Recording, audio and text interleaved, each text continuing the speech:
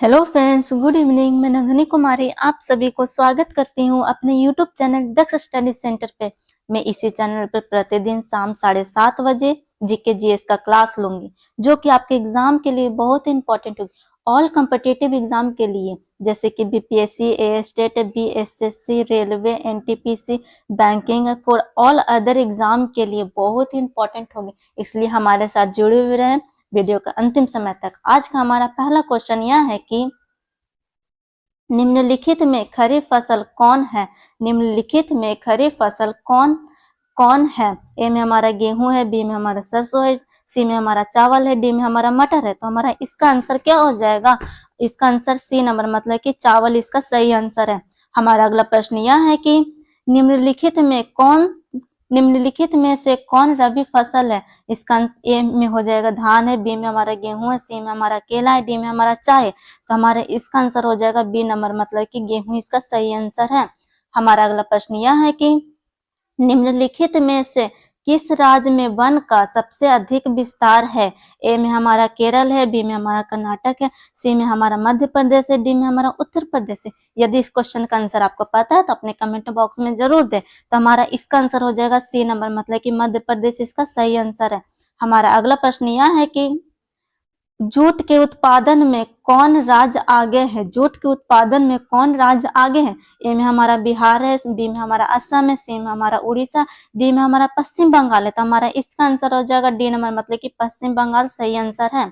हमारा अगला प्रश्न यह है कि गेहूं के उत्पादन में कौन राज्य आगे। गेहूं के उत्पादन में कौन सा राज्य आगे है। ए में हमारा मध्य प्रदेश है, बी में हमारा उत्तर प्रदेश है, सी में हमारा बिहार, डी में हमारा महाराष्ट्र है। तो हमारा इसका आंसर हो जाएगा बी नंबर, मतलब कि उत्तर प्रदेश इसका सही आंसर है। हमारा अगला प्रश्न यह है कि चावल के उत्पादन में कौन राज्य प्रथम है। चावल के उत्पादन में कौन सा राज्य प्रथम है। तो हमारा ए में है बिहार, बी में हमारा मध्य प्रदेश, सी में उत्तर प्रदेश, डी में हमारा पश्चिम बंगाल है। तो हमारा इसका आंसर हो जाएगा डी नंबर, मतलब कि पश्चिम बंगाल इसका सही आंसर है।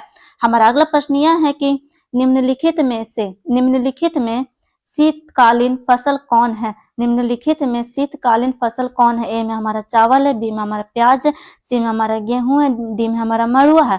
तो हमारा इसका आंसर हो जाएगा सी नंबर, मतलब कि गेहूं इसका सही आंसर है। हमारा अगला प्रश्न यह है कि इनमें कौन राज्य चाय का प्रमुख उत्पादक है। इनमें कौन राज्य चाय का प्रमुख उत्पादक है। ए में हमारा झारखंड है, बी में हमारा महाराष्ट्र, सी में हमारा असम, डी में हमारा पश्चिम बंगाल। यदि इस क्वेश्चन का आंसर आपको पता है तो कमेंट में जरूर दें। इसका आंसर हो जाएगा सी नंबर, मतलब कि असम इसका सही आंसर है। हमारा अगला प्रश्न यह है कि कहवा का सबसे अधिक उत्पादन किस राज्य में होता है। कहवा का सबसे अधिक उत्पादन किस राज्य में होता है। ए में हमारा असम है, बी में हमारा कर्नाटक है, सी में हमारा केरल है, डी में हमारा तमिलनाडु है। तो हमारा इसका आंसर हो जाएगा बी नंबर, मतलब कि कर्नाटक इसका सही आंसर है। यदि आप इस चैनल पहली बार विजिट करें तो चैनल को अवश्य सब्सक्राइब कर ले। हमारा अगला प्रश्न यह है कि महाराष्ट्र किस फसल की खेती के लिए प्रसिद्ध है। महाराष्ट्र किस फसल की खेती के लिए प्रसिद्ध है। ए में हमारा धान है, बी में हमारा कपास है, सी में हमारा कहवा है, डी में हमारा जूट है। तो हमारा इसका आंसर हो जाएगा बी नंबर, मतलब कि कपास इसका सही आंसर है। हमारा अगला प्रश्न यह है कि उत्तर भारत का कौन सा राज्य गन्ना उत्पादन के लिए सर्वाधिक प्रसिद्ध है। ए में हमारा उत्तर प्रदेश है, बी में हमारा पंजाब है, डी में हमारा पश्चिम बंगाल है, डी में हमारा हरियाणा है। तो हमारा इसका आंसर हो जाएगा ए नंबर, मतलब कि कहने का मतलब कि उत्तर प्रदेश इसका सही आंसर है। हमारा अगला प्रश्न यह है कि हुगली मूंगफली का सबसे बड़ा उत्पादक राज्य कौन है। मूंगफली का सबसे बड़ा उत्पादक राज्य कौन है। ए में हमारा बिहार है, बी में हमारा महाराष्ट्र है, सी में हमारा गुजरात है, डी में हमारा कर्नाटक है। तो हमारा इसका आंसर हो जाएगा सी नंबर, मतलब कहने का मतलब कि गुजरात इसका सही आंसर है। हमारा अगला प्रश्न यह है कि दक्षिण भारत में सर्वाधिक गन्ना उत्पादन करने वाला राज्य कौन है। ए में हमारा कर्नाटक है, बी में हमारा महाराष्ट्र, सी में हमारा तमिलनाडु, डी में हमारा आंध्र प्रदेश है। तो हमारा इसका आंसर हो जाएगा बी नंबर, मतलब कि महाराष्ट्र इसका सही आंसर है। हमारा अगला प्रश्न यह है कि भारत की कितनी आबादी कृषि कार्यों से जुड़ी है। ए में हमारा 1/3, बी में हमारा 2/3, सी में हमारा 1/4, डी में हमारा 1/5। तो हमारा इसका आंसर हो जाएगा बी नंबर, मतलब कि 2/3 इसका सही आंसर है। हमारा अगला प्रश्न यह है कि इनमें कौन कृषि को प्रभावित करने वाला कारक नहीं है। इनमें कौन कृषि को प्रभावित करने वाला कारक नहीं है। ए में हमारा नमी है, बी में तापमान है, सी में हमारा जनसंख्या, डी में हमारा मृदा है। तो हमारा इसका आंसर हो जाएगा सी नंबर, मतलब कि जनसंख्या इसका सही आंसर है। हमारा अगला प्रश्न यह है कि पौधों के अनुकरण के लिए कम से कम कितना तापमान होना आवश्यक है। ए में हमारा 3 डिग्री सेल्सियस, बी में हमारा 15 डिग्री सेल्सियस, सी में हमारा 18 डिग्री सेल्सियस और डी में हमारा 6 डिग्री सेल्सियस। तो हमारा इसका आंसर हो जाएगा डी नंबर, मतलब कि 6 डिग्री सेल्सियस इसका सही आंसर है। हमारा अगला प्रश्न यह है रबर की खेती भारत के यहाँ पे किस हो जाएगा, किस राज्य में की जाती है। ए में हमारा केरल है, बी में हमारा गुजरात है, सी में हमारा छत्तीसगढ़ है, डी में हमारा आंध्र प्रदेश है। तो हमारा इसका आंसर हो जाएगा ए नंबर, मतलब कि केरल इसका सही आंसर है। हमारा अगला प्रश्न यह है कि पूर्वोत्तर राज्य में स्थानांतरीय कृषि को किस नाम से जाना जाता है। ए में हमारा दहिया है, बी में हमारा झूम है, सी में हमारा दीप है, डी में हमारा खील है। तो हमारा इसका आंसर हो जाएगा बी नंबर, मतलब कि झूम इसका सही आंसर है।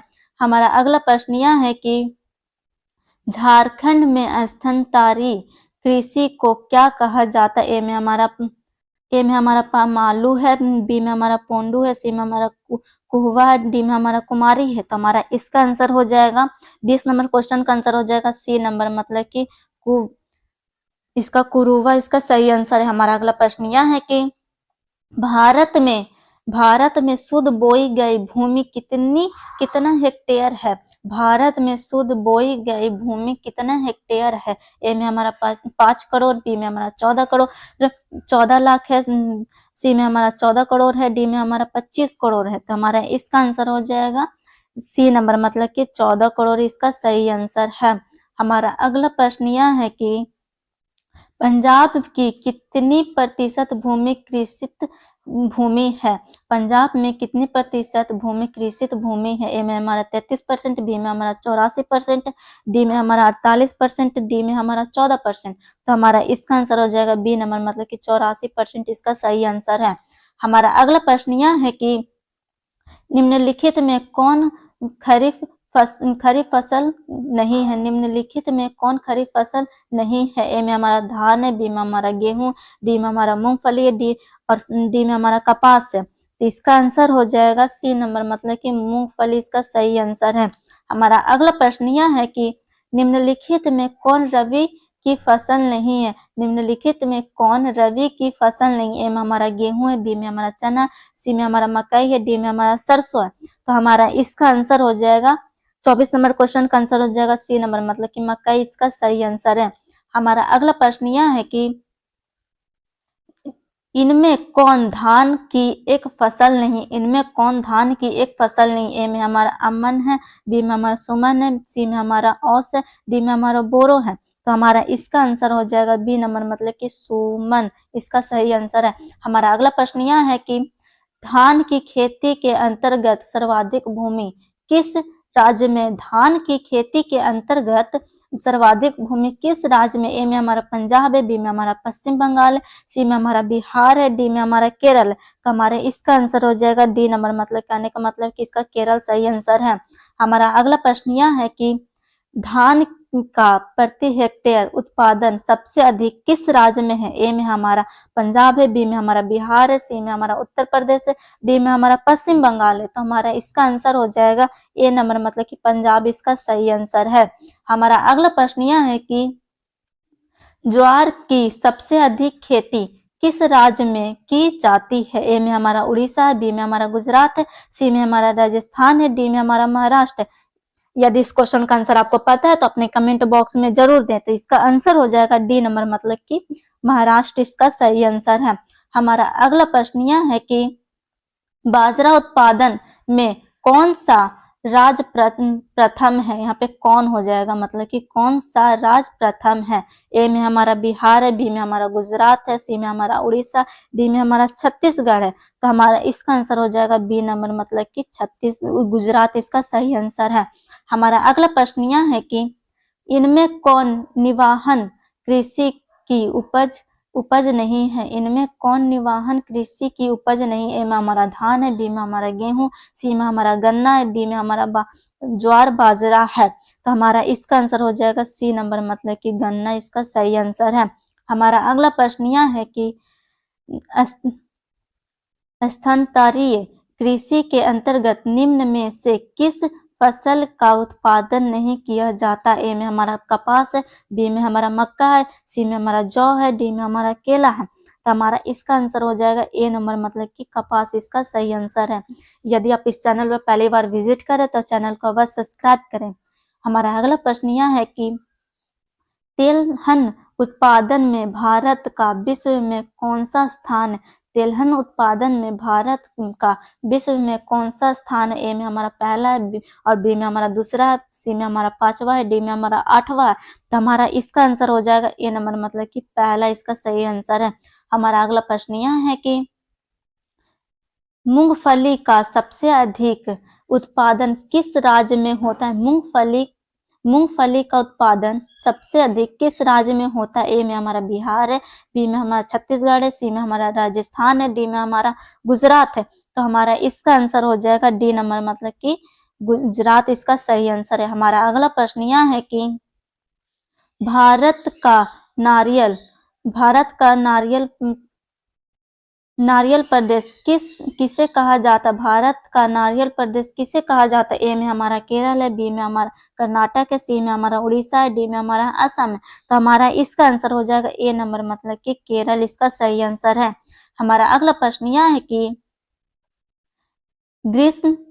ग्रीष्मकालीन पर्याप्त वर्षा किस फसल की खेती के लिए उपयोग है। ए में हमारा चना है, बी में हमारा धान है, सी में हमारा गेहूं है, डी में हमारा कपास है। तो हमारा इसका आंसर हो जाएगा बी नंबर, मतलब कि धान इसका सही आंसर है। हमारा अगला प्रश्न यह है कि पंजाब किस फसल का सर्वप्रमुख उत्पादक है। पंजाब किस फसल का सर्वप्रमुख उत्पादक है। ए में हमारा बाजरा है, बी में हमारा धान है, सी में हमारा चाय, डी में हमारा गेहूं है। तो हमारा इसका आंसर हो जाएगा डी नंबर, मतलब कि गेहूं इसका सही आंसर है। हमारा अगला प्रश्न यह है कि उत्तर प्रदेश और बिहार में रागी को किस नाम से जाना जाता है। ए में हमारा महुआ है, बी में हमारा मथुआ है, सी में हमारा मड़ुआ है, डी में हमारा मछुआ है। तो हमारा इसका आंसर हो जाएगा सी नंबर, मतलब कि मड़ुआ इसका सही आंसर है। हमारा अगला प्रश्न यह है कि इनमें से कौन दलहन की फसल नहीं है। ए में हमारा चना है, बी में हमारा आहर है, सी में हमारा बाजरा है, डी में हमारा मसूर है। तो हमारा इसका आंसर हो जाएगा सी नंबर, मतलब कि बाजरा इसका सही आंसर है। हमारा अगला प्रश्न यह है कि चाय किस प्रकार की कृषि फसल है। चाय किस प्रकार की कृषि फसल है। ए में हमारा रोपण, बी में हमारा निवाहन है, सी में हमारा दुग्ध है, डी में हमारा रवि है। तो हमारा इसका आंसर हो जाएगा ए नंबर, मतलब कि रोपण फसल है, मतलब कि चाय रोपण फसल है। हमारा अगला प्रश्न यह है कि अरेबिक और रोबस्ट किस फसल के प्रकार है। ए में हमारा गन्ना है, बी में हमारा तंबाकू है, सी में हमारा कहवा है, डी में हमारा गेहूं है। तो हमारा इसका आंसर हो जाएगा सी नंबर। यदि आप इस चैनल पहली बार विजिट करें तो चैनल को अवश्य सब्सक्राइब कर लें। हमारा अगला प्रश्न यह है कि असम में चाय के कितने बागान है। असम में चाय के कितने बागान है। ए में हमारा 300 है, बी में हमारा 350 है, सी में हमारा 750 है, डी में हमारा 700। यदि इस क्वेश्चन का आंसर आपको पता है तो अपने कमेंट बॉक्स में जरूर दें। तो इसका आंसर हो जाएगा सी नंबर, मतलब कि 750 इसका सही आंसर है। यदि आप इस चैनल पर पहली बार विजिट करें तो चैनल को बस सब्सक्राइब करें, बेल आइकन ऑल कर दें, लाइक करें, शेयर करें और अपने कमेंट बॉक्स में कमेंट जरूर दें। और दिए गए व्हाट्सएप नंबर पर से महाराज सर से कांटेक्ट करके पीडीएफ प्रोवाइड कर दिया जाएगा। जय हिंद।